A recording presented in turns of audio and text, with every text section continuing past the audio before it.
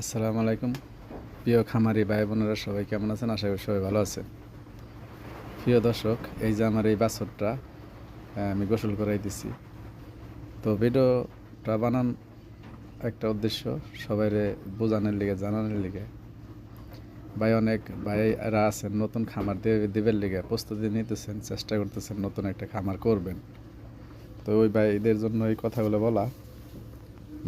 এই যে বাছুরটা দেখেন, আমি এই বাছুরটা কিন্তু সীমিত টাকাতে কিনছিলাম। এখন কিন্তু মাশাল্লাহ বাছুরটা মোটামুটি সাইজ হয়ে আইছে। ঠিক আছে ভাই, গরু সবাই তো কিনলে কিনতে পারে। আমি কিন্তু মনে করেন গরু আমার এই খামারে অনেকগুলো গরু থাকে, আপনারা আমার ভিডিওর মাঝে দেখেন। আমার সবগুলো গরু কিন্তু একেবারেই চয়েসফুল, খুবই সুন্দর। আমি কিন্তু উল্টা সিধা গরুর এত কিনি না। আমি কিনম না তা ঠিক আছে, কিনলে কিন্তু একটু ভালো মানের গরু কিনি। মানুষ যেহেতু এটা চাহিদা থাকে, মানুষ চায়, মানুষ দেখলে যেন এটা নেওয়ার জন্য চেষ্টা করে। এই যে দেখেন, এই যে বাছুরটা, এই বাছুরটা মনে করেন আপনি যতদিন পালবেন এটার ভিতরে কোনো লস নাই। এটা কিন্তু লস হয় না, কোনো বাছুর নেই। ঘটনা আছে, আবার কিছু বাছুর আছে মনে করেন আপনি কিনে আনলেন গুয়া চক্কা, ঠ্যাং ঠুং চেহুন, ওইগুলোর ভিতরে তো আর মাংস অতটা ধরবো না।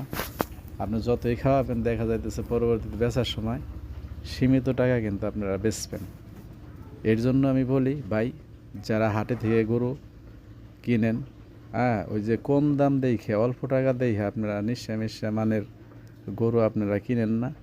ওইগুলো পাইলে লাভ নাই, ওগুলো পাইলে অযথা লস। বলতে পারেন ভাই আমাদের কাছে তো টাকা অল্প। ঠিক আছে, আপনারা টাকা অল্প আছে, সমস্যা নাই। আপনারা 4টা না কিনে 2টা কিনবেন, আপনাদের কষ্ট কমাইব, খাটনি কমাইব। দেখা যাইতেছে আপনি বিক্রি করার সময় ওই 2টাই 4টার চেয়ে বেশি বেচবেন। ঠিক আছে, এই যে আমার বাছুরটা, এই যে দেখছেন, এই যে আমার একটা বাছুর।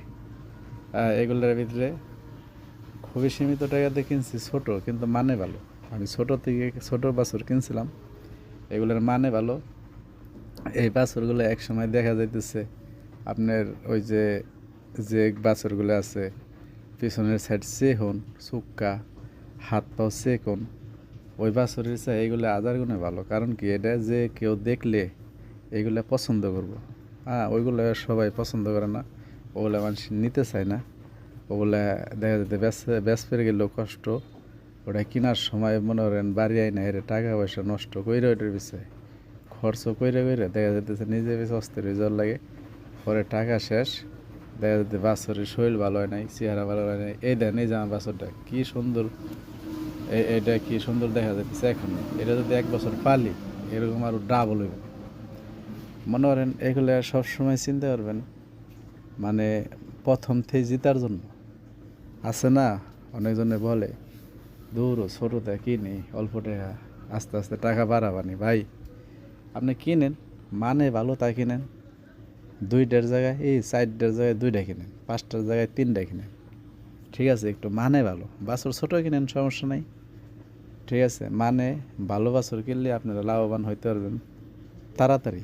আপনি হঠাৎ করে দেওয়া যাইতেছে একটা বাছুর কিনে আলাইলে পারলেন লাভ হইলা, তাহলে কিন্তু আপনারা মনটা নষ্ট হয়ে যাব, খামারের প্রতি মন উঠে যাইব, খামার আপনাদের করতে মন চাইব না, গরু বাছুর পালতে মন চাইব না।